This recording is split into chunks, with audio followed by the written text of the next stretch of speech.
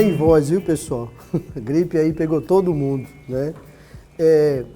A maioria de vocês chegaram a ver a aula passada, ou presencialmente, ou pela transmissão, não. Então a gente vai dar só uma introdução rápida, né? Na primeira aula, na aula passada, nós abordamos basicamente a radiografia convencional do tórax normal.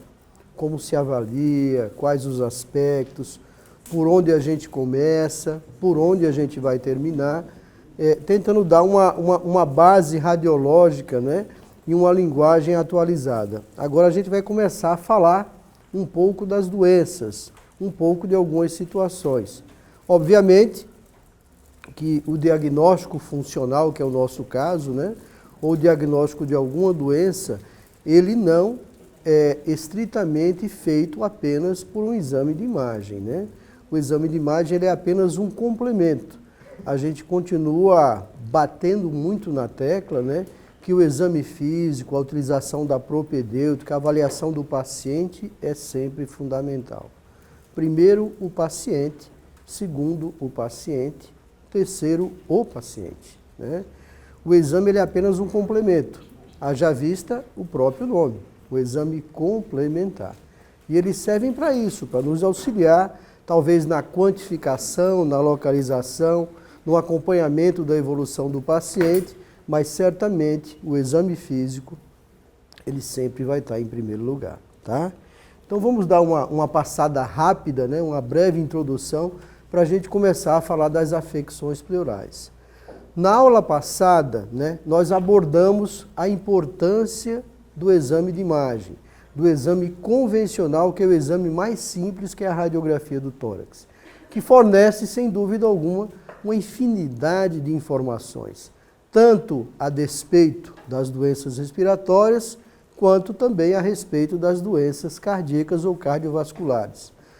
Falamos bastante que é um exame de baixo custo, é um exame facilmente encontrado em vários lugares, pode sugerir o diagnóstico, pode nos ajudar na tomada de condutas, né? Sem dúvida alguma, a selecionar a terapia apropriada, mas existe um detalhe, né? É um exame com inúmeras limitações técnicas. Não é porque é um exame simples, não é porque é um exame encontrado em vários lugares que é fácil de ser interpretado, né? Em exames de imagem é exatamente o contrário. Quanto mais sofisticado o exame, quanto mais tecnologia investida, a exemplo de uma tomografia, de uma ressonância, ele é mais fácil de ser interpretado. Nós temos uma infinidade de problemas, né? Não tirando o peso da radiografia, em absoluto. Mas temos uma infinidade de problemas, sobretudo relacionados a problemas técnicos do próprio exame. O exame ele possui limitações técnicas importantes. Afinal de contas, é uma coisa simples. Imagine a gente comparar hoje, não é do tempo de vocês, mas um TV, uma televisão preto e branco, né, com essas que nós temos aí de vários canais, 52 pixels, enfim, a acurácia de detalhes é muito grande. E uma radiografia convencional não tem essa acurácia de detalhes. Mas, sem dúvida alguma, vai nos ajudar bastante. Quais são as principais dificuldades de um exame de imagem simples como a radiografia? A própria avaliação, nós vamos ver que a qualidade técnica em algumas situações é duvidosa, sobretudo na projeção AP, que exploramos muito na aula passada, não é o tipo de projeção ideal. A nomenclatura que diverge, né? Padronizar a nomenclatura não é fácil, ainda mais num país nosso, que é um país continente, em que a mesma palavra tem sotaques e significados diferentes, de norte a sul do país. Então não é tão fácil assim. E por fim, talvez o grande problema de um exame de imagem convencional é a sobreposição de imagem, né?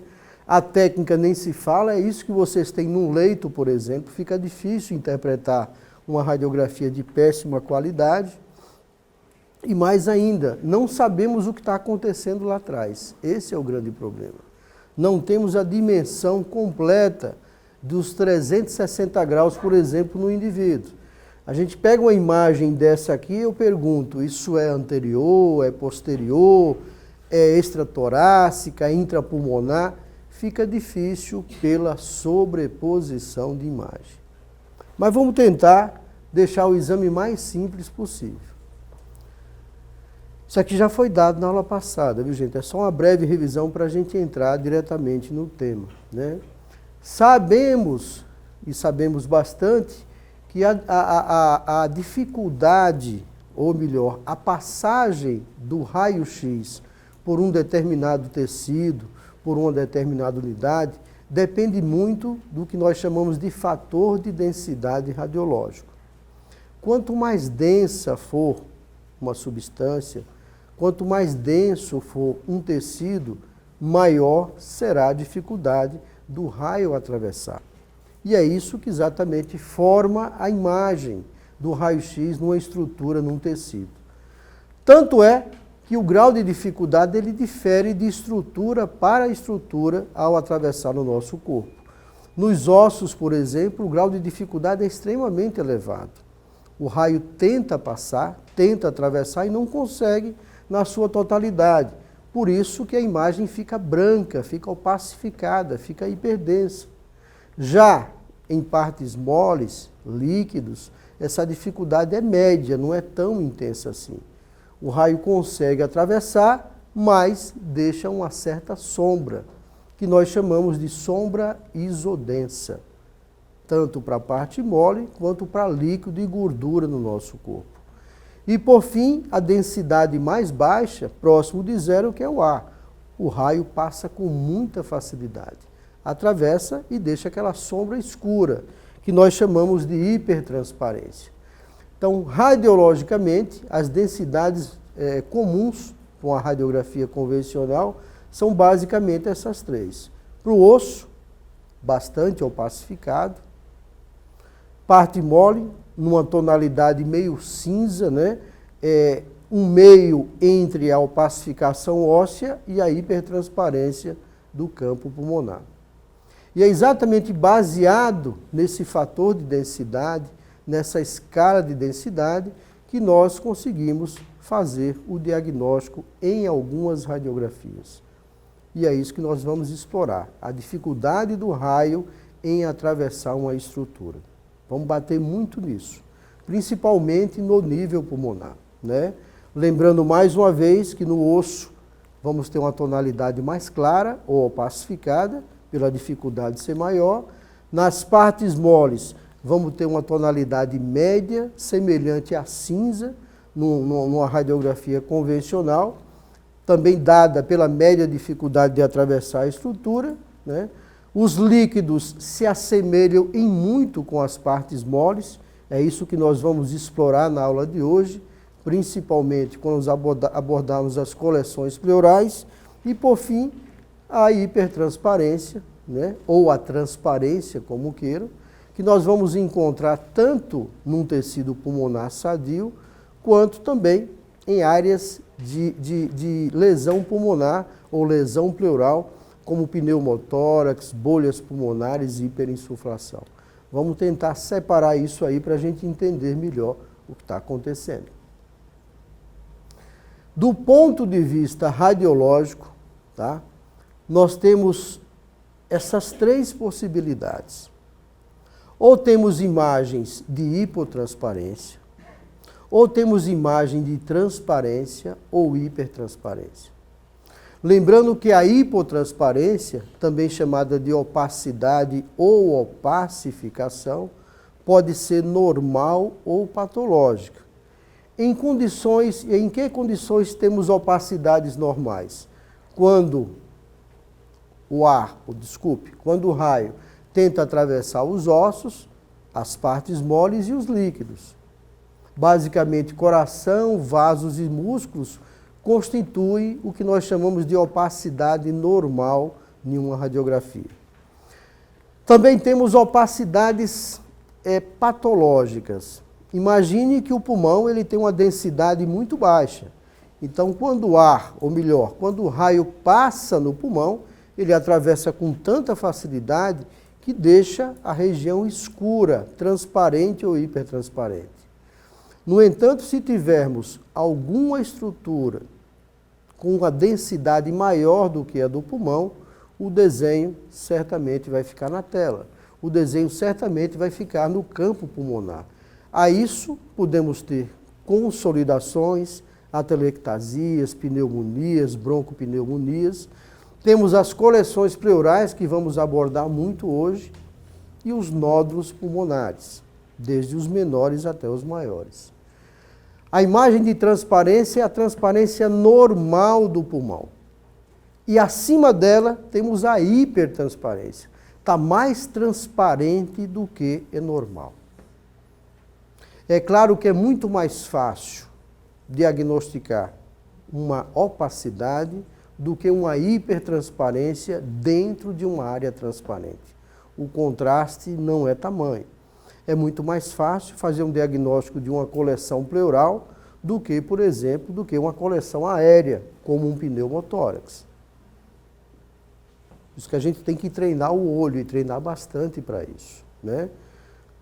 Vamos abordar primeiro o que é mais fácil e depois vamos complicando um pouquinho, tá? Mas o objetivo de hoje é avaliar afecções pleurais. As doenças, as lesões ou as situações que acometem a pleura. Nós temos basicamente dois grandes grupos de reações ou coleções pleurais, né? Aquelas que vão produzir uma opacidade homogênea. Dentre essas situações, elencamos hidrotórax, hemotórax, quilotórax, piotórax e urinotórax. São basicamente 5 situações patológicas de coleções no nível pleural. Assim como também, ao contrário, as imagens de hipertransparência, que no nível pleural são motivadas pela presença de pneumotórax, podendo ser espontâneo, traumático e iatrogênico, pequeno, moderado ou grande, intrínseco e extrínseco, ou ainda hipertensivo e não hipertensivo. Vamos estar explorando aí todas essas situações. E mais que isso, vamos procurar correlacionar com a propedêutica, que é o mais importante, né? Haja visto que o exame não é único e exclusivamente radiológico. Tá certo? Por que chama imagem de opacidade homogênea? Porque uma coleção pleural é uma opacidade. Primeiro, pela dificuldade do raio passar. E segundo, se chama homogênea porque em qualquer lugar que você pegar dentro da própria imagem, a tonalidade é a mesma. É uma cor só. Por isso que se chama homogênea. Se a gente ampliar... Se a gente ampliar aqui, nós vamos ver que se você pegar qualquer ponto dessa coleção pleural, é a mesma cor. É opaco, é opacificação e homogêneo por quê? Não temos tonalidades diferentes. O líquido é o mesmo, embaixo, de lado, em cima, por isso que dá essa única opacidade, essa única sensação de dificuldade de atravessar o raio. Aumentando mais ainda, a gente tem a certeza que de fato é uma opacidade. E tem certeza também que a homogeneidade aí está bem declarada, tá? Assim como a hipertransparência. É muito mais difícil, sem dúvida alguma. Temos aqui uma situação de pneumotórax que vamos explorar bastante, mas lembrar que na hipertransparência, o que difere a área lesionada de uma área tecnicamente saudável é a ausência de trama vascular pulmonar. Nós não estamos vendo nenhuma trama vascular aqui, diferente daqui, que embora seja transparente, a gente consegue verificar pela dificuldade, né, do raio em atravessar algumas pequenas estruturas com densidade maior do que o tecido pulmonar. Lembrar que no pulmão é alvéolo, mas ao lado dos alvéolos nós temos vasos sanguíneos. Então existe uma pequena dificuldade e é exatamente, né, essa mescla de pequenas opacificações que nós temos aí motivadas pela trama vascular pulmonar. Se ampliarmos, vocês vão ver que absolutamente não tem nada dentro desse espaço. E, obviamente, que é muito mais fácil, né, localizar uma opacidade numa transparência do que uma hipertransparência numa transparência. Então, as dificuldades diagnósticas de pneumotórax são muito maiores, são muito intensas, muito grandes. Sobretudo numa radiografia convencional que se tem sobreposição de imagem. Imagine um pneumotórax retroexternal, atrás do externo. Imagine um pneumotórax retrocardíaco, atrás do coração. Você pega uma radiografia numa projeção AP ou PA, dificilmente você vai ter condição de fazer o diagnóstico. Então não é tão fácil assim localizar essas coleções aéreas, sobretudo numa radiografia convencional. Mas vamos começar primeiro pelos derrames que são mais fáceis, né? É importante sempre lembrar, do ponto de vista fisiológico, tenho certeza que todos vocês já sabem disso, né? A cavidade pleural, ela é um espaço virtual, não é visível praticamente, né? Existem aí dois folhetos, o folheto parietal, que reveste internamente a caixa torácica, e o folheto visceral, que reveste externamente a superfície pulmonar. Entre elas, ou entre esses folhetos, existe aí um pequeno espaço, com uma pequena quantidade de líquido, que é o líquido pleural, que tem a função de lubrificação, sobretudo para que as pleuras deslizem uma sobre a outra durante cada ciclo respiratório. Se por algum motivo traumático, infeccioso, iatrogênico, que nós vamos ver ao longo da aula, começa a aumentar essa quantidade de líquido, vai se instalando o chamado derrame pleural. E a gente usa o nome derrame pleural para todas as coleções líquidas. Lembrando que se for sangue, é um hemotórax. Se for um transudato, um exudato, um derrame. Se for gordura, um quilotórax. Se for pus, um piotórax ou empiema, mas é coleção pleural. Todos são coleções pleurais. Na verdade, a gente só vai ter a certeza do líquido mediante a coleta desse material. Numa radiografia simples é muito difícil, é praticamente impossível diagnosticar a diferença líquida de uma situação para outra. Numa tomografia, dependendo da história do paciente, a gente pode até arriscar pela densidade do líquido, mas em geral é muito difícil, tá? Só com todo o histórico e a certeza do achado, a certificação do conteúdo líquido só mediante a sua extração, mediante uma punção, mediante a sua toracocentese. É importante salientar também que o líquido pleural, ele é tanto produzido quanto absorvido pela pleura parietal. Existia um conceito antigo, né, que já foi desmistificado. No passado, bem no passado, acreditava-se que o líquido pleural era produzido na pleura parietal e absorvido pela pleura visceral, né? Obviamente, esse conceito antigo caiu em virtude da microscopia eletrônica, que nos trouxe, sem dúvida alguma, uma maior interpretação e um maior conhecimento aí desse mundo, desse espaço pleural. Apenas para anatomicamente a gente identificar, temos aqui em vermelho a caixa torácica, em azul, essa pequena linhazinha aqui, ó, a pleura parietal. Entre a pleura parietal e a visceral, que é essa de coloração mais rosa, temos esse espaço aqui, e é exatamente aqui onde se localiza o líquido pleural, que diante de algumas situações pode se tornar patológico à medida que ele aumenta e vai virando essa coleção pleural, tá? Quais são as principais diferenças, isso também é importante para a gente entender o processo, quais as principais diferenças entre a pleura parietal e a visceral? Por que é que o líquido, efetivamente, ele é produzido pela parietal? Por que é que esse líquido também é absorvido pela parietal? O que é que uma pleura tem que a outra não tem, né? Isso aqui é que basicamente difere, né? A pleura parietal, a exemplo de toda e qualquer estrutura no nosso corpo, ela recebe uma irrigação sanguínea, oxigênio, nutrientes, enfim. E a irrigação da pleura parietal, ela é dada sobretudo pela circulação arterial sistêmica, ou seja, ramos arteriais que vêm da aorta. Ou seja, recebe um sangue extremamente oxigenado. Que artérias que irrigam a pleura parietal?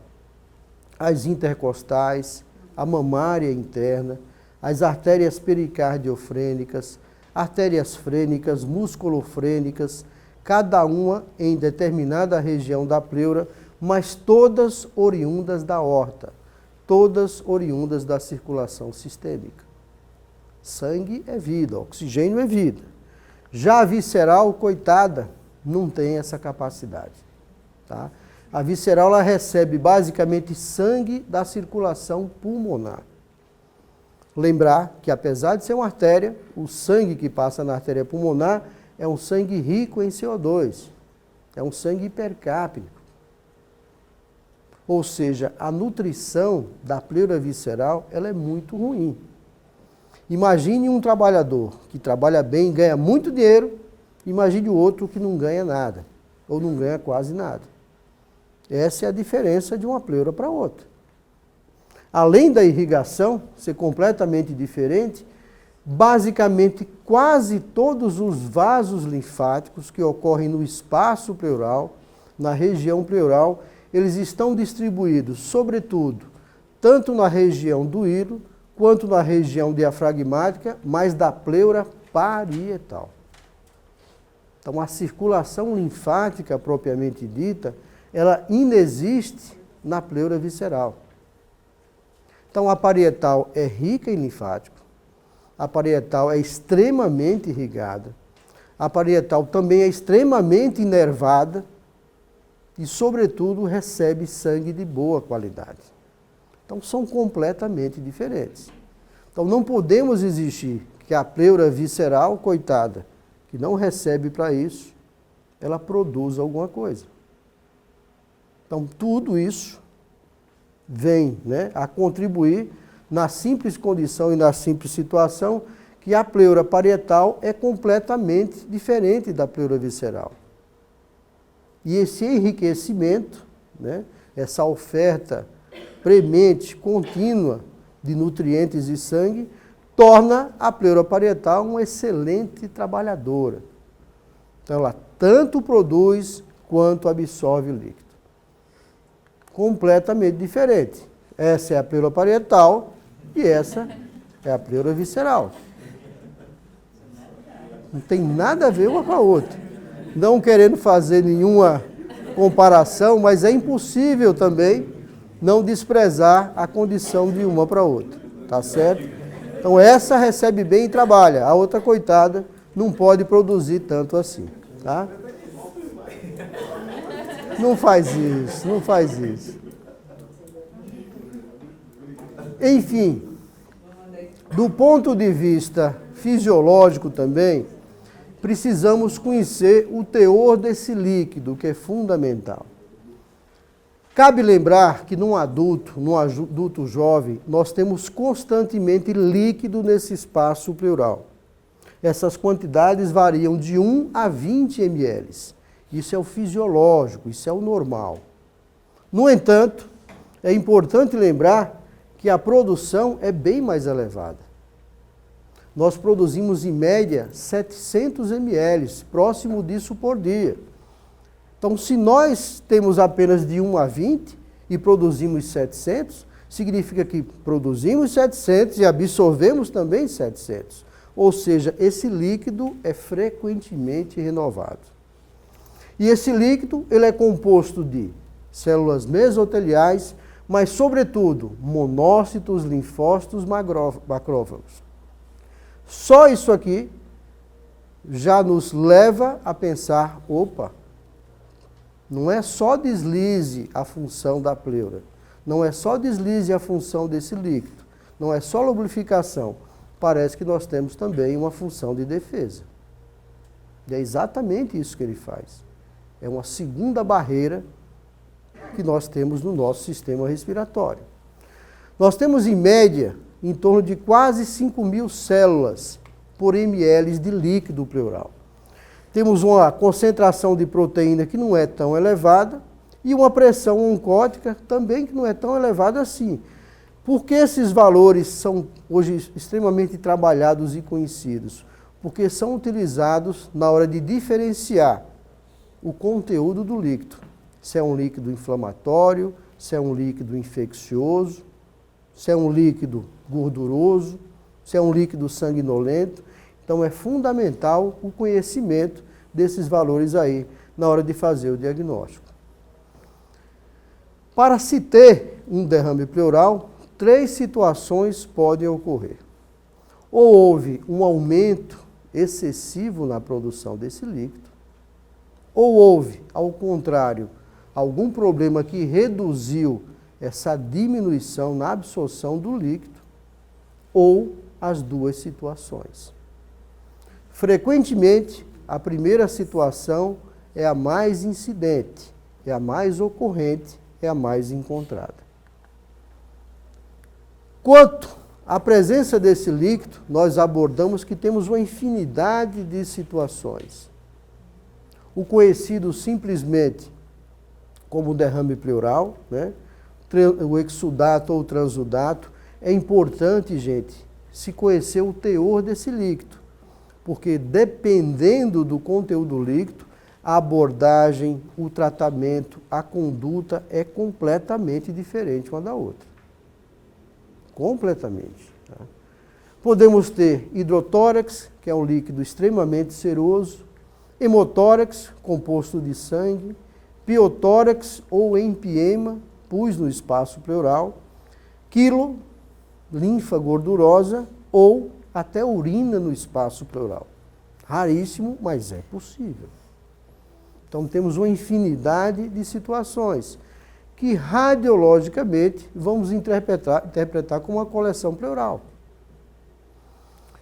Se tivermos um histórico, sem dúvida alguma, mas consolidado com a punção, com a retirada desse material, é que nós vamos ter exatamente a certeza do que se trata. Antes de puncionar, existem hipóteses que podem afastar ou aproximar uma suposta situação. A gente acha que é isso em virtude do histórico, do quadro, da evolução. Mas a confirmação do achado, a certeza, só mediante a punção. Tá? Quais são as principais causas de surgência de derrames pleurais? Processos infecciosos pulmonares, neoplasias, consequente a doenças do trato digestório e insuficiência cardíaca congestiva, talvez sejam as causas mais frequentes e mais comuns. Mas podemos ter também coleções pleurais secundárias a doenças do colágeno, ao tromboembolismo pulmonar, situações de hipoproteinemia, de origem medicamentosa, iatrogênica e até traumática. Então, uma infinidade de situações podem motivar a ocorrência do derrame pleural. Do ponto de vista classificatório, existem 3 formas distintas de classificá-lo. Quanto ao conteúdo líquido, transudato ou exudato, quanto à sua disposição na cavidade torácica, ele pode estar livre, pode ser interlobar, estar preso numa cisura, pode estar encistado ou septado, são mais situações de cronificação e mais relacionados a derrames exudativos do que a transudativos. É muito mais fácil um exudato septar do que um transudato. A gente vai ver a diferença de um para o outro.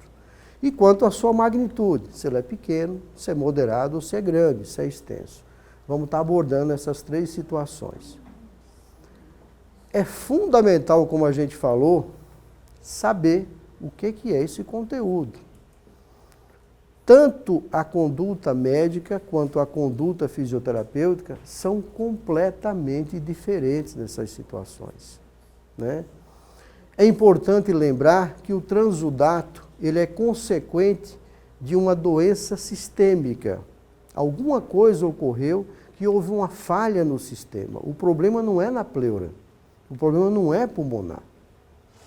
Para que se ocorra transudação, transudar significa esborrar o líquido que estava dentro do vaso, dos vasos pleurais transbordaram. Por quê? Ou a pressão aumentou muito dentro desses vasos, extravasar. Ou a pressão aumentou muito dentro desses vasos, que transudou, extravasou. Isso ocorre quando há um aumento excessivo da pressão hidrostática. Situações que aumentam a pressão hidrostática: insuficiência cardíaca congestiva, falência de bomba cardíaca, insuficiência renal. Aumentou, ficou cheio e transbordou, assim como ocorre no Rio Tietê, no Rio Pinheiro, enfim, encheu, transborda. E aqui transborda para a pleura. Só que é um líquido que veio de dentro do vaso. Qual é a parte mais líquida do sangue? O plasma.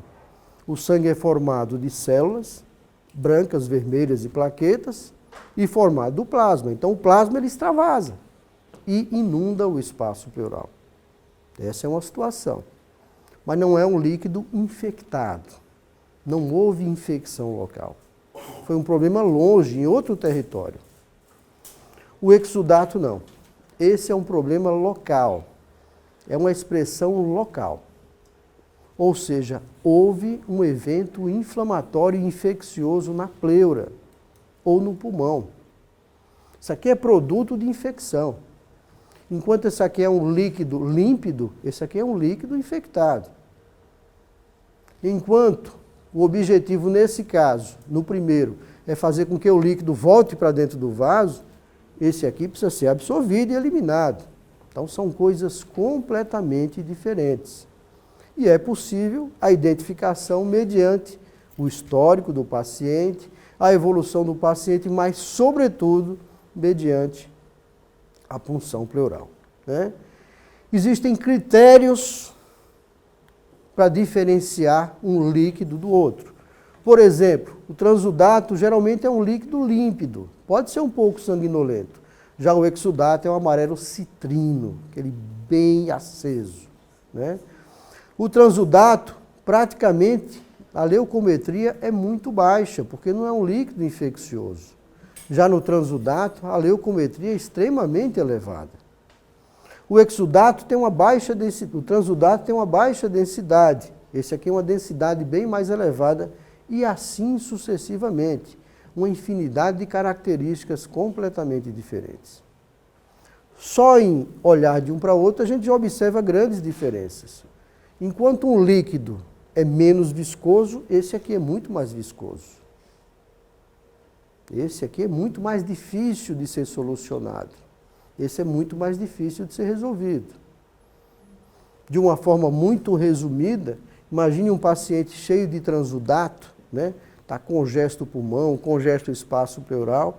Conduta aqui é o quê? Diurético, drogas vasoativas, se for o caso, né? Pressão positiva contínua.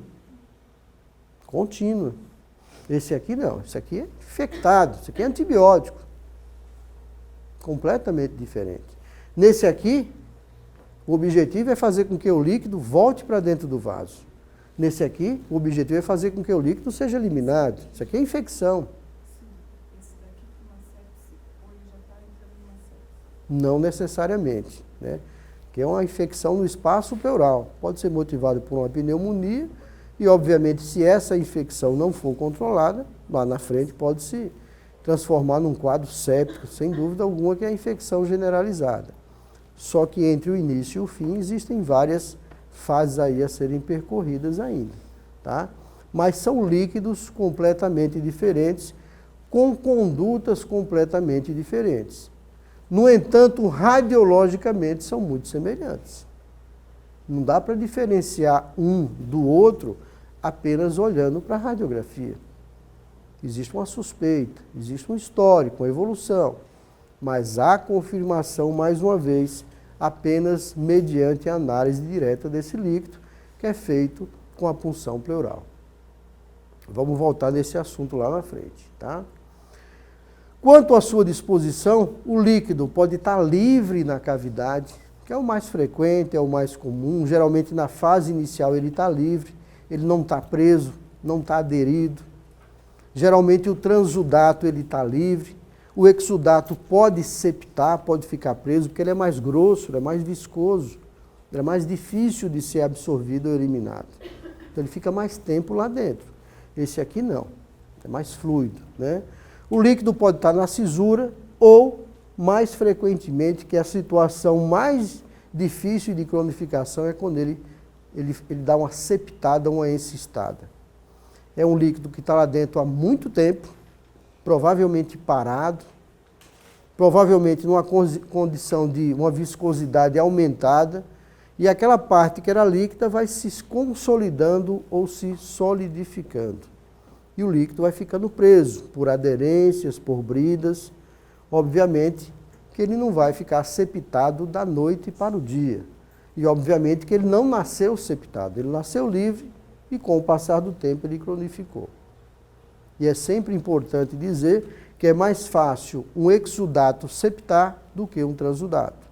O exudato é um líquido mais viscoso, o transudato é um líquido mais fino. Se é mais fino, é mais difícil de ficar preso. Tá? Do ponto de vista do seu tamanho, ele é classificado em pequeno, quando tem até 500 ml, até meio litro de líquido, né? Moderado de 500 ml a 1,5 litro aproximadamente, e grande quando ultrapassa 1,5 litro. Lembrando que uma cavidade pleural, um hemitórax, pode acomodar até 4 litros de líquido. Então é uma coisa muito intensa. Obviamente que quanto maior a quantidade líquida, maior também é o colapso pulmonar, partindo do princípio que dois corpos não ocupam o mesmo lugar do espaço. À medida que o líquido vai aumentando, o pulmão vai colabando. Então a principal consequência do derrame é a telectasia, sem dúvida alguma. Sem dúvida alguma. Tá? Nós vamos estar explorando isso também. Do ponto de vista radiológico, é isso que a gente quer chegar, né? Já comentamos que o derrame pleural, ele produz uma imagem de opacidade, e essa opacidade é homogênea. Do ponto de vista radiológico, nós basicamente utilizamos a classificação da magnitude, se ele é pequeno, se ele é moderado ou se ele é extenso, se ele está livre ou é septado. Isso é fundamental. Lembrando também que não é só a opacidade que vai caracterizar um derrame pleural. Isso é fundamental, gente. A opacidade é o sinal direto, mas basicamente, radiologicamente, o diagnóstico do derrame pleural, além da opacidade, é feito pelo que nós chamamos de sinais indiretos do derrame pleural. Lembrando que, à medida que o derrame vai aumentando, o pulmão vai colabando. Alguma coisa vai acontecer na arquitetura, na anatomia pulmonar. Mais uma vez, dois corpos não ocupam o mesmo lugar no espaço. Então, à medida que a imagem, né, vai aumentando, à medida que a opacidade vai ficando cada vez mais presente, inicialmente, nós temos na fase inicial apenas uma opacidade de ângulo costofrênico. Se a gente pegar, vamos voltar aqui, um derrame que vai iniciando, ele começa de baixo para cima. Então ele opacifica primeiro o ângulo, é o primeiro passo. Então quando ele vem a opacificar o ângulo, significa que já tem pelo menos 500 ml de líquido pleural, porque o ângulo lá atrás, ali é um buraco. Se a gente for lá atrás e observar, o ângulo costofrênico posterior, o nível dele é muito mais baixo do que o nível diafragmático. Então, quando vem chegar aqui, quando vem opacificar esse ângulo, já tem pelo menos 500 ml de líquido pleural. Pelo menos 500 ml. A partir do momento que o líquido vai aumentando, a opacificação sai do ângulo e passa para a base pulmonar. Em algumas situações, a gente vai ver que forma até uma curva, nós chamamos de parábola, que é o mesmo formato anatômico pleural. Assim como, né, o pulmão ele é uma área triangular piramidal, A pleura também, ou as pleuras acompanham, sem dúvida alguma, o formato do tecido pulmonar. Temos uma pleura parietal que é única, mas a visceral, ela acompanha os lobos pulmonares. Então vamos ter essas imagens aí triangulares que também nós vamos ver. E à medida que o derrame vai aumentando, vai crescendo cada vez mais, os sinais indiretos começam a ser ou a ficar mais evidentes. Dentre eles, o abaulamento dos espaços intercostais, vamos deixar bem caracterizado isso, que vocês vão ver na radiografia, e muitas vezes desvio traqueal ou mediastinal para o outro lado, que chamamos de contralateral. Vamos entender um pouquinho melhor isso aqui. Então esse aqui é um pequeno derrame pleural, ó, que opacificou o ângulo costofrênico, que erroneamente, né, chamou-se durante muitos anos de seio costofrênico. A nomenclatura seio costofrênico não é a apropriada, não é a usual e não é a nomenclatura atualizada, porque isso aqui não é um seio, pelo menos eu nunca vi um seio com um formato desse. Isso é um ângulo, né? Ângulo costofrênico direito, ângulo costofrênico esquerdo, ângulo cardiofrênico direito, ângulo cardiofrênico esquerdo, mas é um ângulo. Então houve uma opacificação desse ângulo. Tá? No passado também foi chamado de velamento de seio. Velamento é colocar um véu, acender uma vela. Velar é isso. Vamos velar o corpo, vamos acender uma vela para ele. Não tem nenhuma vela aqui dentro. Então é uma opacidade, uma opacificação. Então opacifica o ângulo na fase inicial. Aqui temos até um pouquinho de líquido na cisura também. Ó. Tá? Mas quando vem a opacificar, já tem, pelo menos lá atrás, ó, 500 ml de líquido. Então, o simples fato da obliteração, da opacidade ou da opacificação de ângulos, já se tem meio litro de líquido. Não é tão pouquinho assim. É claro que se compararmos, né, a capacidade da pleura em armazenar, ainda é pequeno. Geralmente, nessa situação, se for só isso, o indivíduo não esboça, sem dúvida alguma, né, uma semiologia, uma propedêutica bem consistente. Não deve ter tanta falta de ar e não deve ter tanto desconforto em condições normais. A não ser que outras doenças se manifestem também durante a presença do derrame, né? Mas opacificou o ângulo pequeno derrame pleural, tá? À medida que o líquido vai aumentando, a base vai ficando opacificada. E os sinais também de desconforto respiratório, em tese, ficam mais evidentes. É o que nós chamamos de derrame moderado, né? Aqui já tem uma condição clínica mais importante. É um derrame que requer, sem dúvida alguma, uma atenção especial, tanto da equipe médica quanto, sobretudo, da fisioterapia, sem dúvida alguma, né? Esse indivíduo aqui já tem transtornos na mecânica respiratória. Dificilmente um pequeno derrame pleural vai promover isso aí. E à medida que o derrame vai aumentando, obviamente que os sintomas vão ficando também mais evidentes. Mas lembrar que é uma imagem de opacidade. Mas só a opacidade, gente, não é o suficiente para se fazer diagnóstico de derrame. Imagine se tivéssemos uma massa aqui com líquido. Estaria tudo misturado. Não dá para saber aonde começa a massa, aonde termina o líquido, quem é massa, quem é líquido, e até se tem uma massa aí. Então fica difícil. Não dá para ir apenas pelo líquido. Não dá para ir apenas pela opacidade. Por isso que a gente tem que usar, na prática, o que nós chamamos de sinais indiretos de derrame pleural. Sinais indiretos de coleção líquida. Nesse caso, quais são os sinais mais evidentes? Observem os espaços intercostais, de um lado para o outro. Esses aqui estão mais abaulados. As costelas estão mais horizontalizadas. O espaço entre uma costela e outra, nesse lado aqui, é maior. Ou seja, o derrame está produzindo volume. Ele está afastando uma costela da outra, porque o espaço pleural está sendo preenchido por líquido ou de líquido, né? Além disso, se vocês observarem, né, nós temos um discreto desvio das estruturas do mediastino, mas sobretudo da traqueia para o outro lado. À medida que isso aqui vai sendo ocupado, isso vai sendo desviado. Desviar o coração não é tão fácil. O coração ele é preso, ele tem ligamentos, ele tem vasos. Mas desviar a árvore respiratória é mais fácil. Observem que a traqueia está lateralizada para o outro lado. É outro sinal evidente que alguma coisa está se formando aqui que está empurrando. Se a gente tiver uma radiografia de perfil, perfeito. Mas a gente quase nunca tem. Mesmo assim, ainda pode gerar dúvidas.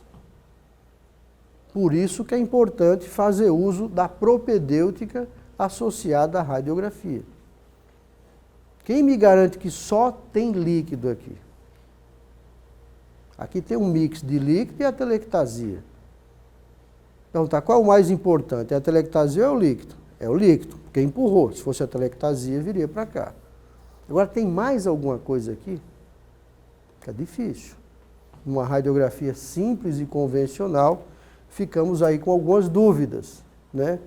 Quem garante que aqui também não tem uma massa, por exemplo, né? Mas observe, ó, olha os espaços intercostais. Discreto desvio traqueal para o outro lado. À medida que o derrame vai crescendo, vamos tendo mais isso ainda. Isso aqui é uma situação atípica, né? O líquido, normalmente, se ele é líquido, ele tem que escorrer. Esse aqui não escorreu, ficou preso, ficou aderido. É uma situação de septação, porque o líquido escorre. Pegou uma garrafa, virou para um lado e para o outro, o líquido escorre. Ele só não escorre se ele estiver preso, se ele estiver septado, né? Isso é muito comum, né? A chamada imagem de vela de barco não parece uma vela de um barco, né? Essa é a imagem típica, né? Ou chamada de curva de Amusot, imagem típica que o líquido ele supostamente, possivelmente está septado, né? Mas enfim, voltando para o grande derrame, ó, mais uma vez, ó, uma quantidade líquida intensa, né? E à medida que o derrame vai aumentando, algumas coisas vão acontecendo. Outra septação intensa, tá? Não escorre esse líquido, ele está preso. Outra septação intensa do lado de cá, normalmente de cronificação, mas o que a gente quer chamar mais atenção é isso, né? Essa opacidade, né? Esse aqui, por exemplo, por ter um fragmento de fogo aqui, possivelmente um hemotórax, possivelmente. Mas não dá para caracterizar que líquido que é, apenas olhando para a radiografia. Observe mais uma vez os espaços intercostais do outro lado, que estão mais horizontalizados, estão mais abertos, estão mais ampliados do que o lado de cá. Isso é característico que alguma coisa está ocupando esse espaço. Alguma coisa com a densidade muito maior do que o ar. Mais uma vez aqui ampliado, ó, os espaços intercostais, só é comparar esse aqui com, por exemplo, o homônimo dele do outro lado. Então, só a imagem de opacidade não é o suficiente. Se esse indivíduo aqui tivesse atelectasiado o pulmão inteiro, nós íamos ter uma imagem de opacidade semelhante. Só que aqui, diferentemente, os espaços iam estar bem diminuídos. Diferentemente, a traqueia ia estar desviada para o outro lado. A hemicúpula diafragmática provavelmente iria subir também. Aqui não, o peso não deixa a hemicúpula subir, como o volume de líquido empurra o mediastino e a traqueia contralateralmente. Então, o que a gente pode afirmar é que é uma grande coleção pleural. Mas o conteúdo não dá para afirmar, tá? Mais uma vez aqui, ó, os espaços, tá? Tem uma que está mais ainda. Olha a traqueia desse indivíduo aqui onde está. Olha o abaulamento que eu tenho aqui dos espaços intercostais.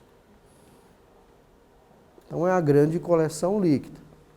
Derrame pleural, hemotórax, quilotórax, tem que ir na história do paciente, né? Ou funciona e retira esse líquido.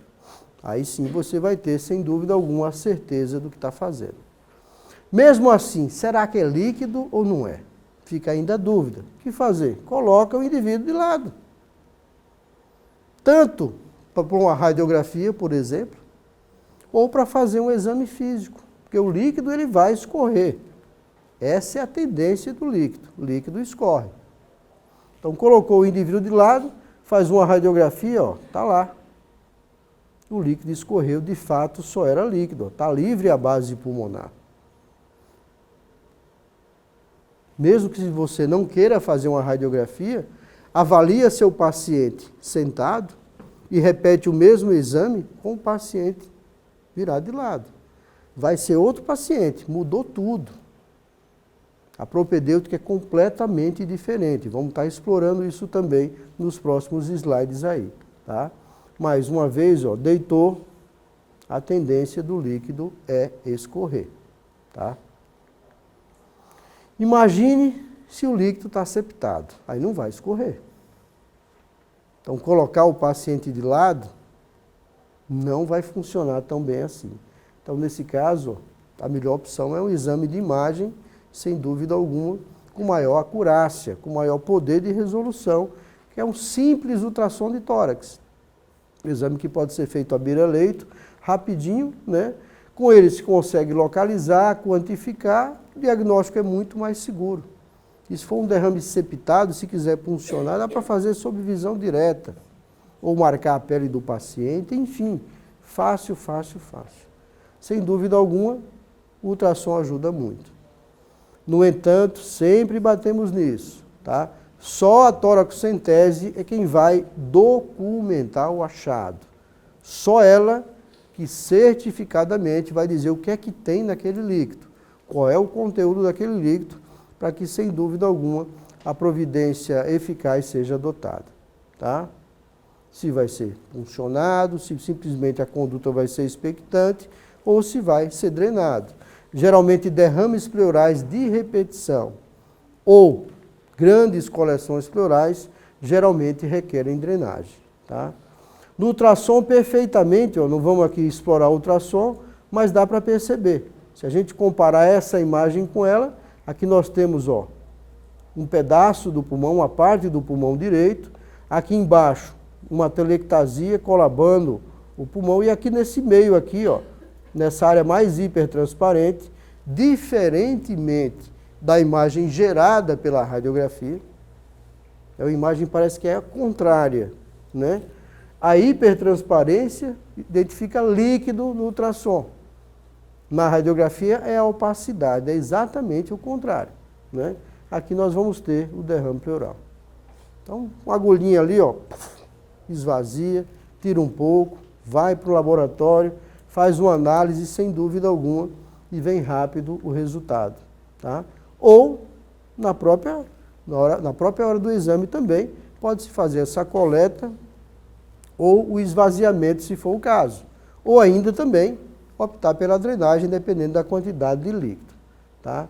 Drenar não é uma opção ideal, a não ser que seja derrames pleurais de repetição ou muito grandes, porque quando você drena, você está comunicando o meio interno com o meio externo. Isso pode aumentar, sem dúvida alguma, a possibilidade de contaminação.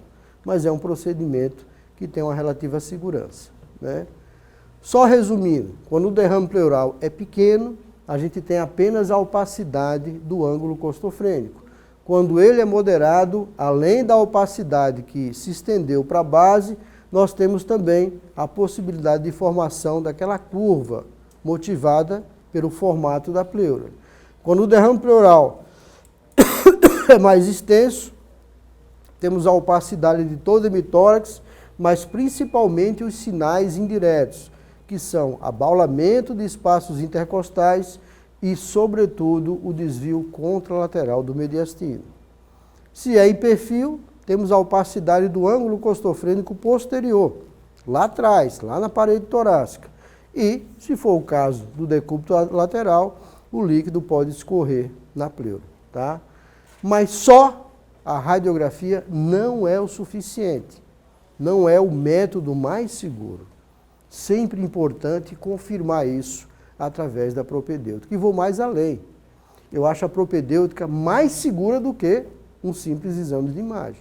Só é a gente treinar a mão. Não precisa, gente, de radiografia para fazer diagnóstico de derrame. Não precisa mesmo. A radiografia ela ajuda na estimação do tamanho.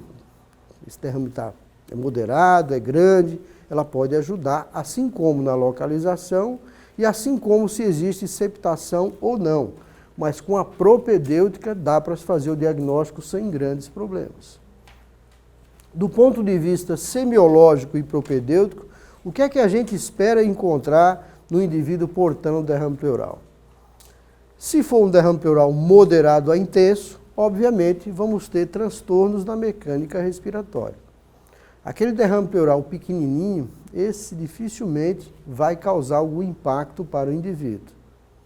Mas o moderado, o importante, sem dúvida alguma, o indivíduo no mínimo tem um ataque apneia. À medida que perde volume pulmonar, ele tende a aumentar a frequência respiratória.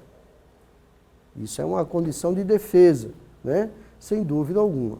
Se o derrame for mais extenso, pode-se ter sinais de desconforto respiratório. Sinais mais evidentes, além da taquipneia, respiração bucal, batimento de asa do nariz, utilização de musculatura acessória, enfim, e referir dispneia, né? O paciente ele refere a falta de ar. É sempre importante lembrar, todos vocês já sabem disso, mas a gente sempre lembra, dispneia é um sintoma. Fica bem claro isso, não é um sinal. Você não vê a dispneia, jamais você vai ver uma dispneia em alguém. Olhar para o paciente está dispneico, isso é um erro cabal. A dispneia é sintoma. Você pode chegar lá e o paciente está...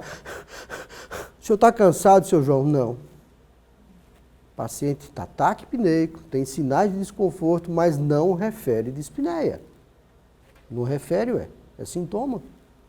Ou ao contrário, que eu tenho certeza que vocês já viram isso. Chegaram num paciente e ele aparentemente está normopneico, com a frequência dentro da normalidade, mesmo assim ele refere dispneia. Às vezes ele confunde a fraqueza, o cansaço com a falta de ar, né? Então, dispneia é um sintoma, não é um sinal. Então, só quem pode falar é o paciente.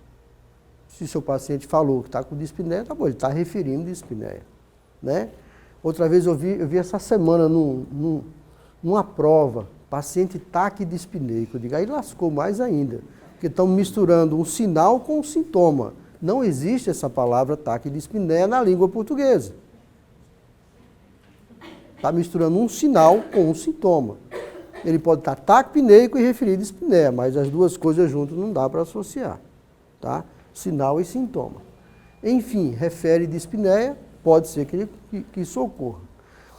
Ele pode ter intolerância a determinadas posições, a determinados decúbitos, tá? Porque o líquido, quando ele levanta, jorra de um lado para o outro, principalmente se estiver livre e principalmente se for em grande quantidade. Então ele pode comprimir lobos pulmonares, comprimir a traqueia e isso pode dar sinal de intolerância. A maioria dos pacientes não consegue adotar a posição deitada. À medida que o derrame vai aumentando, eles ficam em pé, ficam sentados, porque na base do pulmão a gente consegue acomodar uma maior quantidade de líquido. Na base do pulmão eu não tenho compressão traqueal. À medida que eu deito, vem a compressão, isso pode motivar situação de desconforto. Então, intolerância à posição deitada, tá, também é um sinal de líquido. Só ele não. Tá? Posição deitada. Outra coisa que eu me lembrei, também vi na mesma prova, o paciente estava em, como é que ele colocou? Em decúbito ventral. Não existe essa posição. Decúbito é o cúbito, esse osso aqui. Se a gente está para o lado esquerdo, desculpa, lado direito, eu estou com o cúbito virado para o lado direito. Se eu estou para cá, o cúbito para cá. Decúbito lateral direito, decúbito lateral esquerdo. Se eu estou deitado em posição prona, em posição ventral, eu estou com o cúbito para a cama, então decúbito dorsal. Mas ventral, só se quebrar aqui e não existe. Não existe a posição decúbito ventral. É posição ventral ou posição prona. Tá? Mas voltando para cá. Então ele pode ter essa intolerância também. Pode ter febre, sobretudo se for um derrame exudativo. Mas aqui é que a gente vai matar o bicho. Aqui é que a gente vai confirmar se é derrame ou não. Primeiro, maciçez da percussão. Sem dúvida alguma, né?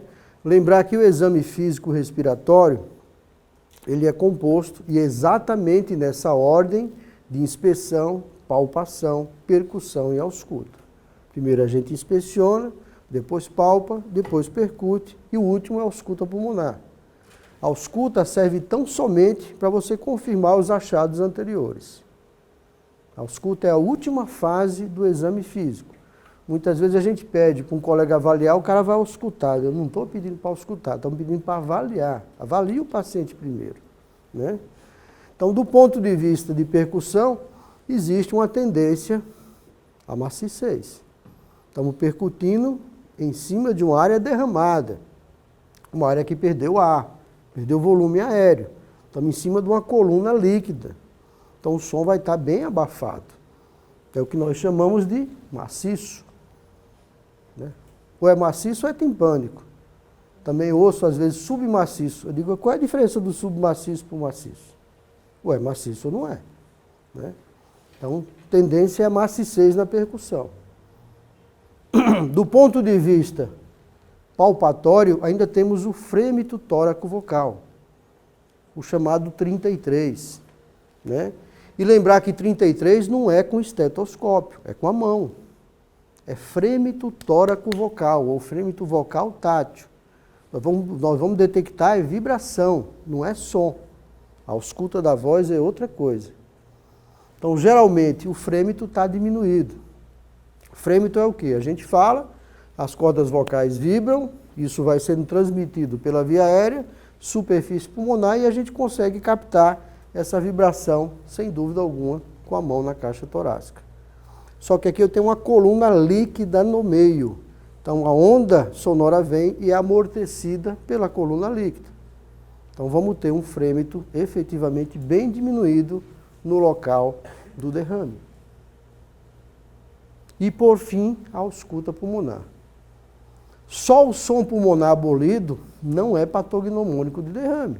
Se tiver uma telectasia, vai estar abolido. Né? E lembrar que é som pulmonar também, viu, gente? Aquela terminologia antiga murmúrio vesicular, há muitos anos que não se usa mais isso. Pelo amor de Deus.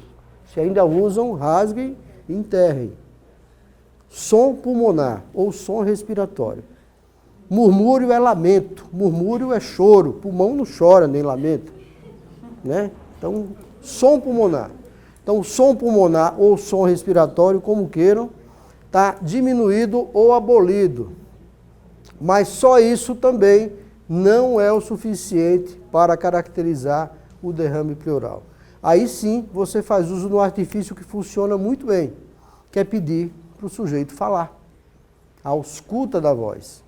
Então, quando você coloca o estetoscópio em cima de uma área derramada, nitidamente, quando ele falar qualquer coisa, a voz vai ficar nasalada. Não a voz assim, só na auscultar. Porque o líquido tem a propriedade de mudar, de transformar o diapasão sonoro e a voz tende a sair mais nasalada. Vocês pegarem, colocar a cabeça na piscina da casa de vocês e gritarem dentro d'água, quem está fora vai ouvir uma voz nasalada, pode ter certeza disso. Então é tiro e queda, não tem como errar. Colocou o esteto, falou a voz nasalada. Tirou, está normal.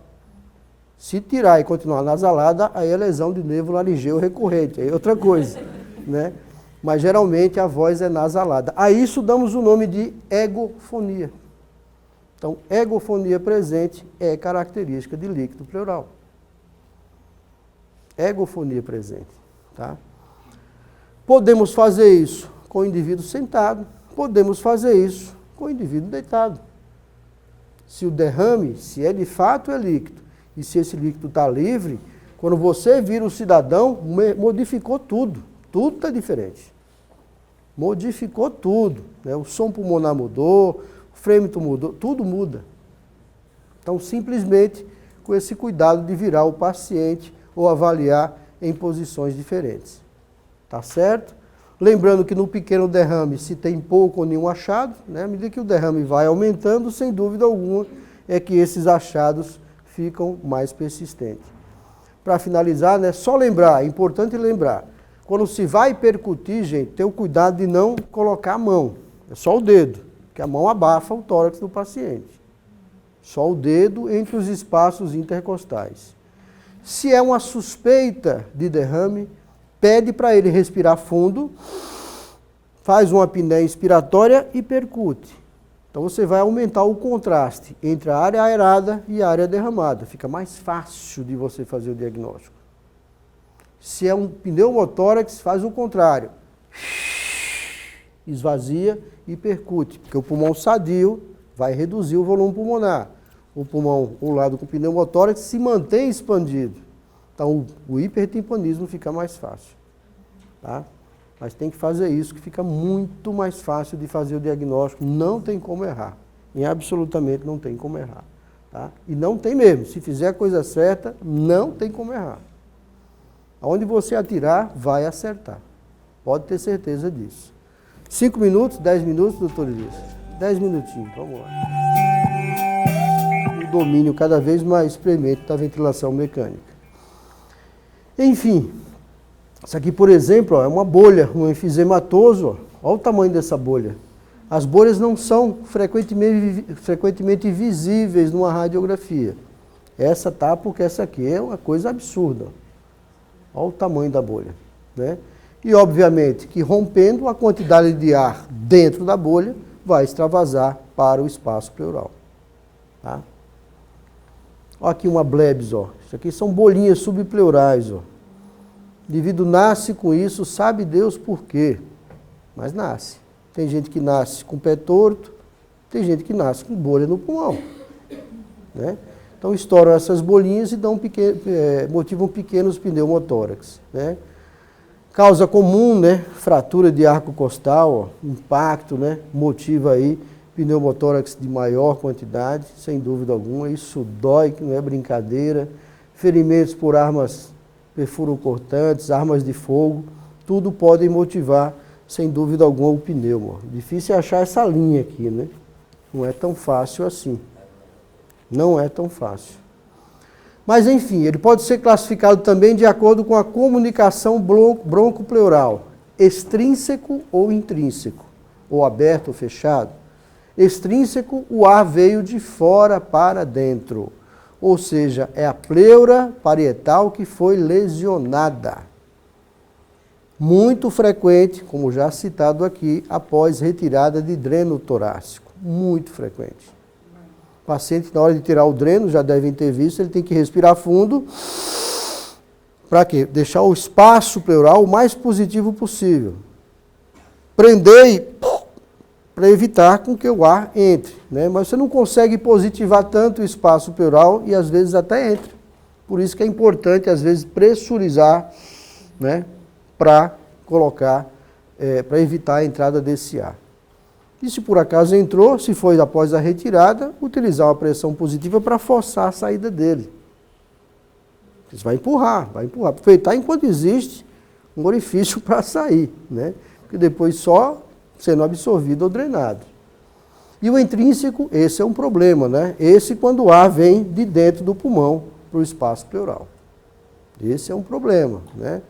Se tiver uma solução de continuidade, isso vai crescendo, vai se tornando um pneumotórax importante, às vezes com efeito de válvula, né? Quanto o cara mais respira, mais aumenta o pneumo. Só tem uma possibilidade de um pneumo desse não aumentar, é o sujeito não respirar. Não respirar por uns 2 ou 3 dias, aí ele não aumenta. Não tem outro jeito, né? Cada vez que ele respira, o pneumotórax aumenta. E ele vai ficando com falta de ar, vai respirando cada vez mais profundo ou mais rápido, mais falta de ar e logo colapsa o pulmão, né? Lembrar que quando o pneumotórax ele amplia, ele expande, é o chamado pneumotórax de tensão ou de hipertensão, o sujeito pode ter um colapso, uma parada, não é pelo colapsamento pulmonar, porque qualquer um de nós pode ficar sem um pulmão e viver muito bem a vida inteira. A parada, o desconforto, né? o distúrbio, né? A síncope, a arritmia, vem por compressão dos vasos da base. Comprime a aorta, comprime a artéria pulmonar, reduz o débito cardíaco, cessa o débito cardíaco e o sujeito para. Então, o colapso é pela compressão dos vasos da base, não é pelo colapsamento pulmonar. Tá? Mas, enfim, existem essas duas possibilidades. Né? Isso aqui trauma, um pneumotórax extrínseco, né? Aberto, ó, né? Extenso esse aqui, ó. Olha que bichão grandão, sem dúvida alguma. Esse é o mais comum no nosso dia a dia, retirou o dreno e o ar penetrou de fora para dentro, mas a pleura visceral está íntegra, sem dúvida alguma, né? E aqui, infelizmente, pós-punção, pós-passagem de catéter central, né?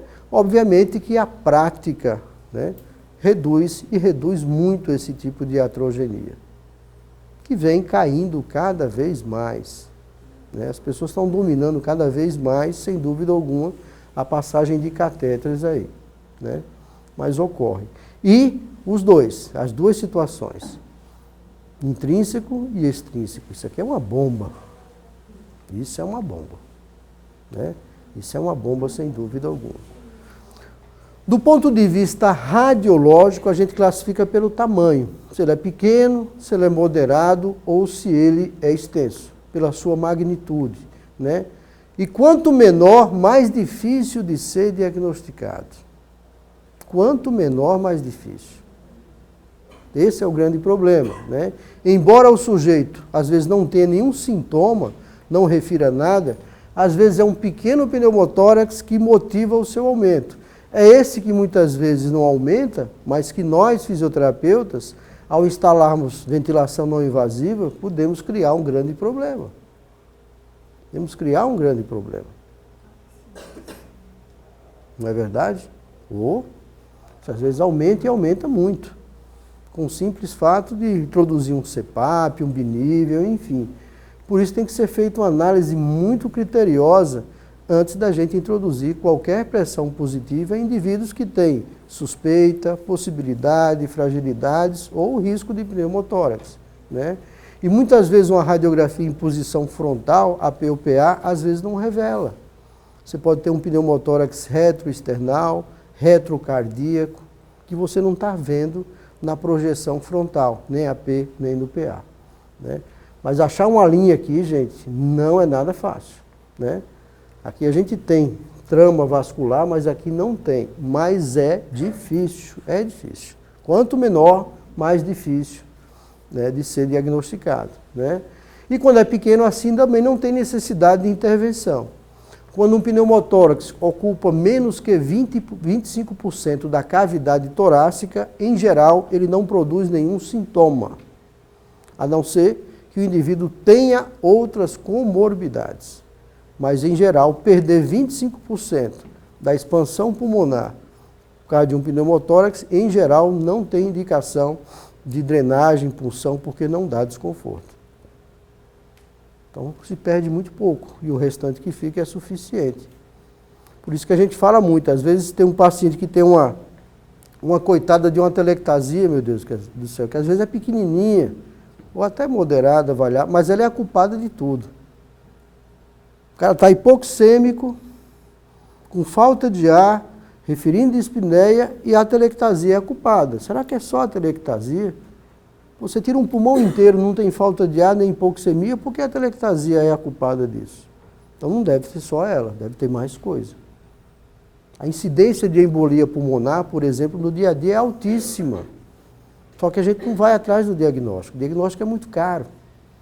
Então a telectasia é a culpada, na maioria das vezes. Mas a incidência, né?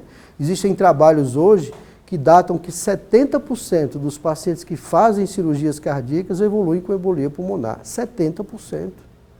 Só que a gente não vai atrás. Só vai atrás daquela hipoxemia importante, extensa, que não resolve, é refratária a tudo. Né? Mas, enfim. Nesses aqui, O que é que a gente faz? O que é que vocês fariam com um pneumotórax desse? O que fazer para reduzir isso aqui, rapidamente? Quem tem alguma ideia? O que fazer? Em menos de 24 horas, se vocês fizerem uma coisa, desaparece praticamente isso aí. Menos de 24 horas. O que fazer? Os exercícios não adianta. Pressão positiva tem risco de aumentar. Se você não tiver a certeza que é lesão da pleura parietal. Também não tem tanta certeza assim, na dúvida. O que fazer para absorver esse pneumo rapidinho? Oxigênio. Oxigênio. O Tusen sempre é oxigênio. O oxigênio, quer dizer, no dia a dia, a menor utilidade do oxigênio é oxigenar. A gente usa no dia a dia para absorver pneumo, reduzir a pressão na artéria pulmonar, vasodilatar o pulmão, melhorar o trabalho do ventrículo direito, menos para oxigenar, né? Pneumotórax não é oxigênio, ele é ar. Na sua maioria é o quê? Ou se veio de fora, qual é o ar que a gente tem maior quantidade aqui? Nitrogênio. Se ele veio do pulmão, veio dos alvéolos, também é nitrogênio. O nitrogênio está lá dentro do alvéolo, ele que impede o colabamento. Só que o nitrogênio é um ar pouco ou nada solúvel no sangue. Então, ele vai demorar muito para ser absorvido. A gente põe oxigênio, aumenta a concentração de oxigênio no pulmão. Por diferença de pressão, o nitrogênio volta, porque caiu a quantidade de nitrogênio no pulmão. O nitrogênio volta e o oxigênio vai para lá. Aí isso é absorvido muito rapidamente. Então, só 2 resolve. E absorve rápido. 24 horas já não tem mais, gente. Rapidinho, rapidinho. A não ser que tenha uma fonte de alimentação do pneumotórax, obviamente. Tá? O moderado, né, entre 25% e 50%, ó, dá para ver a linha daqui? Tem que treinar o olho, senão tem que treinar o olho, gente. Treinar mesmo. Né? Esse indivíduo aqui já deve ter algum grau de desconforto respiratório. Tá? Mas é difícil, é muito difícil. Se você observar daqui para cá, eu tenho trama vascular pulmonar. Daqui para lá não tem nada. Totalmente hipertransparente. É difícil fazer um diagnóstico. Se a radiografia não tiver de boa qualidade, é difícil. Com a tomo é beleza, mas numa simples radiografia fica difícil, né? Quando ele é extenso, às vezes é difícil também, às vezes o moderado é mais fácil. Confunde-se às vezes, olha o tamanho do pneumo. Confunde-se isso com um parênquima pulmonar normal, com o pulmão expandido. Com o pulmão expandido. Então, é uma das situações clínicas mais difíceis de serem diagnosticadas. A gente vai muito na história do paciente. A história é muito importante. A evolução do paciente é muito importante. O quadro clínico do paciente é fundamental. Falta de ar súbita, ou é TEP ou é pneumo. Ninguém tem falta de ar súbita. Se não tiver um motivo direto, é uma coisa ou outra, né? A não ser algum transtorno cerebrovascular. Mas, em geral, não tendo nada, é pneumo ou TEP, né? Mas, enfim, o extenso é quando ele ocupa mais que 50% da cavidade. Obviamente, se tem uma repercussão clínica muito maior. Propedeuticamente, é muito mais fácil, a gente também vai ver, de fazer o diagnóstico, sem dúvida alguma. Mas, lembrando, mais uma vez, é uma das situações mais difíceis de serem diagnosticadas, é o pneumotórax. Tá? Não é nada fácil. E ele ainda pode ser, o próprio nome já diz, né? Hipertensivo ou não hipertensivo. Na verdade, a gente não acha muito essa nomenclatura adequada, mas assim que a literatura consagrou, né? Dá a impressão de hipertensivo a gente relacionar com a pressão arterial sistêmica, né? Que aumenta a pressão. Na verdade, não é de tensão. Ele tensiona os vasos da base e motiva redução do débito cardíaco, arritmia e colapso, sem dúvida alguma, né? São os pneumotórax mais extensos, ó. Difícil o diagnóstico. É muito difícil, né? Esse aqui está mais fácil. Ó. Imagine, estão vendo essa orelhinha aqui? Isso aqui é o pulmão do cidadão, todo colabado. Tudo isso aqui é o pneumo, que é extenso. Né?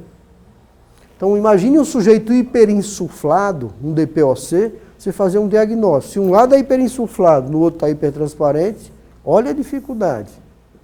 A dificuldade é muito grande. Às vezes tem que ter um exame de imagem mais apurado, até propedeuticamente é difícil. Né? Um artifício que nós fazemos, que ajuda, às vezes, é fazer uma radiografia em inspiração e faz outra em expiração. Nisso, você aumenta o contraste entre o pneumotórax em posição de expiração, não vai reduzir o volume, mas o pulmão sadio vai. Então, você aumenta o contraste entre a transparência pulmonar e a hipertransparência motivada pelo pneumo. E se ele for grande, ele até comprime as outras estruturas. À medida que o pulmão desinsufla, ele empurra. Então, um artifício esse, é o único que a gente tem. Fazer radiografia ins e ex. Uma seriada da outra. Logo em seguida, isso pode ajudar e ajuda na prática, independente do tamanho do pneumotórax. Tá? Do sujeito hiperinsuflado, mais difícil ainda. Faz logo um atomo, pede logo um atomo, que é muito mais fácil e muito mais seguro. Né? Mas lembrando que não é nada fácil. Em situações de hipertensão, a punção tem que ser imediata. Esvazia, depois drena. Não sei se vocês já viram um paciente em ventilação mecânica com pneumotórax extenso. Na hora que perfura, sai da frente, porque o seu cabelo voa da quantidade de ar que sai. E é a única forma de salvar o cidadão, não tem outra. Não tem outra. Né? Então essas situações aqui são lamentáveis, mas acontecem. Né? Infelizmente, e a única opção é a punção torácica. Né? Mais uma vez, olha lá. A maior dificuldade é achar essa linha aqui. Se você olhar com muita atenção, a gente consegue ver que aqui não tem nada. E aqui tem alguma coisa. Uma dica que a gente dá é que esse aqui não dá. Compara esse lado com a parte negativa do filme, que também não tem nada. Aquela parte negativa que fica escura é exatamente semelhante. Né? Aqui tem alguma trama vascular. Tá? Mas se é suspeita de pneumo, antes de descer, antes de fazer, já dá um toque. Faz a radiografia em expiração. Muito mais fácil. Não fazer em ins. Exatamente o contrário que a gente pede. Esvazia e faz. Porque isso aumenta o contraste entre o pulmão sadio e o pneumotórax, que ele não vai esvaziar em posição expiratória. Pelo menos o pulmão diminui e consegue-se visualizar um número maior na trama vascular pulmonar. Isso pode ajudar e ajuda na prática clínica. Tá? A mesma coisa para fazer a propedêutica. Se a gente no derrame pleural pede para o sujeito respirar e percutir, no pneumo faz o contrário. E percute. E faz tudo ao contrário. Né? Para tentar aumentar o contraste entre o pulmão sadio e a área derramada. Depois que drena, não. Aí expande, beleza, não tem problema. Né? Enfim, o que é que a gente procura achar no indivíduo que tem uma suspeita de pneumotórax? O principal, a linha. Né? O limite entre o pulmão e a caixa torácica. Geralmente pulmões doentes, geralmente indivíduos com doenças pulmonares crônicas, geralmente possuem uma pleura mais engrossada, mais espessada. Uma pleura com tendência à calcificação. Isso facilita. No indivíduo teoricamente sadio, jovem, é mais difícil. Tá? Pleuras mais velhas, envelhecidas, são mais fáceis de serem visualizadas. Tá? Mais fáceis de serem visualizadas. Além da linha, se atentar à trama, né? Obviamente num paciente desse fica difícil. cara hiperinsuflado, é difícil. Comparar uma trama com o outro lado, né? Tentar achar a área de hipertransparência e verificar se existe desvios de estrutura, rebaixamento de diafragma, desvio de mediastino contralateral, desvio traqueal. Obviamente você só encontra esses sinais indiretos em grandes coleções aéreas, em grandes pneumotórax. Os pequenos são muito mais difíceis de serem diagnosticados, né? Sem dúvida alguma. Então encontrar uma linha dessa e passa batido, viu, gente? Passa batido e como passa. Um grande é difícil, mas um pequeno passa batido. Dúvida? Repete, né? Hoje em dia ficou um pouco mais fácil a partir da tecnologia. Boa parte dos hospitais não tem mais filme, é tudo na tela do computador. Ali a gente consegue clarear, escurecer, aumentar o contraste, diminuir o brilho, aproximar, afastar, facilita. Mas no filme é mais difícil. No filme é bem mais difícil, tá? Se o indivíduo tiver algum sintoma, vamos procurar cada vez mais, né? Enfim, cuidados que se tem que ter. Procura por enfisema subcutâneo, talvez seja um indicativo de pneumotórax, ou na radiografia ou na palpação do tórax, sem dúvida alguma. E o cuidado maior é solicitar uma radiografia em posição de expiração, isso pode ajudar e ajudar muito, tá? Mais uma vez, a diferença de uma radiografia em posição ins para uma radiografia em posição ex. Isso ajuda. Embora não se esteja bem visualizado aqui, mas você viu que não dá para ter tanta diferença de uma ins para uma ex, poucos segundos ou minutos de uma para outra. Isso aqui se tem no mínimo uma suspeita de um pneumo numa situação dessa, né? Observe os espaços intercostais que estão levemente aumentados aqui, o desvio do coração, o desvio do mediastino, isso pode ajudar, né? Mas procura por enfisema. Fundamental, procura por enfisema, porque boa parte desses pneumos vem acompanhado de enfisema. Existem situações atípicas também, situações atípicas, né? Não só pneumotórax, o ar pode estar no peritônio, no pericárdio, no mediastino, pode ter líquido e ar e enfisema. Enfisema não mata ninguém, né? Mas aqui a coisa complica. Um exemplo de pneumo peritônio, pneumo é fácil de ser diagnosticado numa radiografia. Cuidado é não deixar de radiografar a parte alta do abdômen, né? Caso de suspeita de pneumo peritônio, bilateral, que é fácil de fazer o diagnóstico, né? Pneumo pericárdio, tá vendo a coluna de ar? Isso tampona. Difícil de diagnóstico, tem que ter muita qualidade técnica o exame para se fazer esse diagnóstico aqui de pneumo pericárdio. Esse aqui está mais extenso. Isso promove redução do débito cardíaco, bradicardia, arritmia, né? Situação de risco também. Pneumo pericárdio, mais uma vez, olha isso aqui como está extenso, O miocárdio está aqui, a pleura está aqui, Todo esse espaço aqui, Tudo isso aqui, é ar no pericárdio. Situação grave também. Pode promover redução do débito e o que nós chamamos de tamponamento cardíaco aéreo. Não é nem líquido, né? Aqui, pneumo, dá para ver quase nada, mas dá para ver, né? Um pouco de espaço aqui ainda. Também não é tão fácil de verificar, né? Pneumo mediastino, olha o tamanho desse bichinho aqui, Pegou todo o mediastino, Olha o coitado do fígado, chega a estar comprimido, chega a estar empurrado, né? Situação grave também, né? Hidropneumotórax, nível líquido e ar em cima. Também acontece geralmente em coleções infecciosas, tuberculose, abscesso pulmonar, pode acontecer. Né? Quando são extensos, mais fáceis de serem diagnosticados. Mas lembre-se, radiografia em posição expiratória.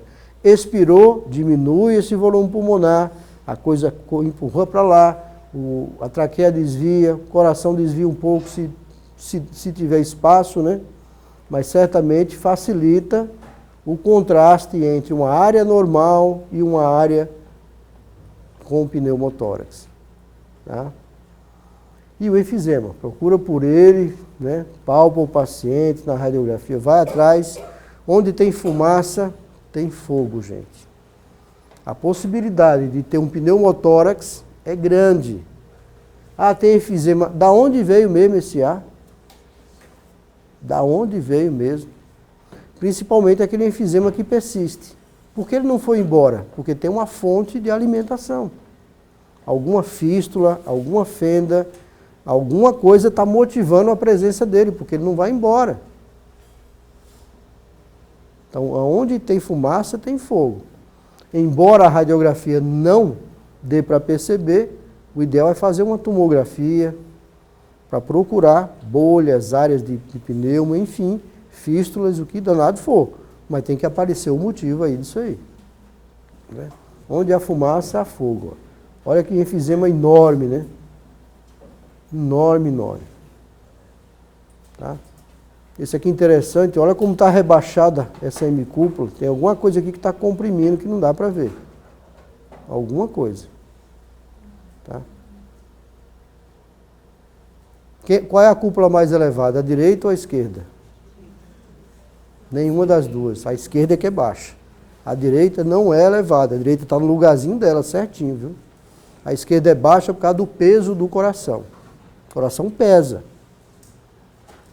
Ah, o fígado não empurra ninguém, está no lugarzinho dele. Tá certo? A esquerda é que é a baixa. A direita está no lugar certo. A esquerda aqui não está. Então, não está correto falar que a direita é mais elevada. O correto é falar que a esquerda é mais baixa. Se o paciente tiver destrocardia, a coisa inverte. Tá? Se a gente relacionar com a propedêutica, isso pode ajudar também um pouco mais, né? Dependendo da extensão do pneumo, podemos ter taquipneia, sinais de desconforto e ou cianose semelhante a uma grande coleção líquida também, sem dúvida alguma. Na palpação, vamos encontrar uma diminuição da expansibilidade e, mais uma vez, o frêmito também está diminuído. Porque em vez de uma coluna líquida, tem uma coluna de ar, que também vai amortecer. Tá? Na percussão, o hipertimpanismo, desde que se faça em posição de expiração. Expira tudo e percute. Geralmente, no derrame ou na suspeita, respira fundo e percute na região posterior, de baixo para cima, comparativamente. No pneumo, ao contrário, solta todo o ar e percute de cima para baixo, não mais posterior na região anterior. Isso pode ajudar.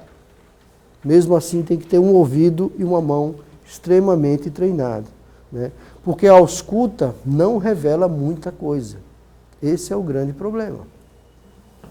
Não revela muita coisa. Ainda vou mais além. Talvez seja a única afecção pulmonar que não tem um ruído característico. Porque todas as situações, a gente tem ruídos patognomônicos. Tem o ruído patognomônico na telectasia, na pneumonia, no derrame, no espessamento, no espasmo, só não tem no pneumotórax. Não tem nada que justifique, a não ser a ausência ou a diminuição do som pulmonar. Só isso não é o suficiente para se estabelecer um diagnóstico de pneumotórax. Por isso, é uma das situações mais difíceis de serem diagnosticadas. E o pior, mata. Não o pneumo se ele está lá. O problema é que a gente aumenta ele, né? A gente pode aumentá-lo em algumas situações, né? Então, tentar, sem dúvida alguma, usar o nível de colaboração do paciente para fazer o diagnóstico. Explorar o paciente, explorar a história do paciente, o fato, a falta de ar, como é que começou, a velocidade de instalação, tudo isso, né, tem que ser verificado. Mesmo assim, sem um exame de imagem mais apurado, como uma tomografia, fica difícil, né? Existe alguns sinais, né? Pneumotórax pequeno, assintomático, né? Geralmente no moderado, o sujeito teve um episódio de dor. O momento que rompeu a pleura pode doer. Só que a pleura parietal, ela é bem inervada. A visceral não. Então, pleura visceral não dói. Quem inerva a pleura parietal é a inervação intercostal. Quem inerva a pleura visceral é a inervação vagal. Não transmite dor. Não tem estruturas alge-receptoras ou alge-transmissoras. Então, se rompeu a parietal, o cara vai sentir a dor, mas se for uma visceral, né? Pode ter tosse irritativa, sinais de desconforto, referida espinéia, um ataque de apneia, cianose, tudo depende da intensidade e da velocidade de instalação, né? Nos casos de grande volume de hipertensão, sim. Aí, às vezes, o eletro ajuda. Sobrecarga ventricular. Pode ocorrer. Coisa que não tem nada a ver com a radiografia do paciente, né? Mas mesmo assim é difícil. Não é nada fácil, gente.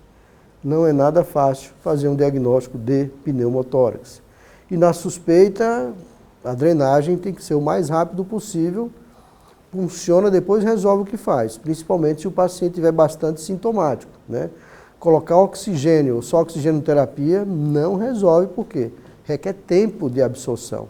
Às vezes não se tem tempo para isso e tem que se funcionar. Numa situação dessa aqui mesmo, olha o tamanho do pneu. Não adianta pôr oxigênio num cidadão desse, né? Tem que funcionar e talvez até drenar logo em seguida.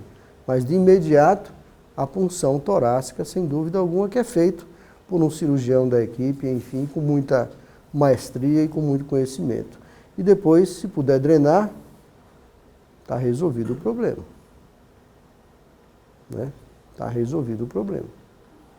Enfim, diagnóstico de pneumo não é nada fácil, requer experiência, conhecimento, habilidade, treinamento, tem que ser feito com muita segurança. O diagnóstico tem que ser o mais rápido, preciso para a adoção de condutas. Enfim, temos que treinar, estudar e aprender cada vez mais, porque não vamos chegar em canto nenhum se a gente não aumentar o nosso conhecimento. Tá? Mas prática, a repetição, ela torna-se, sem dúvida alguma, a cada momento que a gente repete, faz com maior maestria, com maior qualidade, com maior conhecimento. Praticar, vamos estudar e vamos aprender cada vez mais. A aula vai ficar para vocês, vocês deram um e-mail aí, né, deixaram um contato aí, a gente vai mandar por e-mail também para aqueles que não conseguirem acessar, não tem problema, não tem nenhum conflito de interesse. Usem para estudo, usem para a construção de conhecimento e qualquer dúvida, só é acessar a gente responde. Tá bom, gente? 9h30, tá na hora de vocês irem embora e eu também. Obrigado.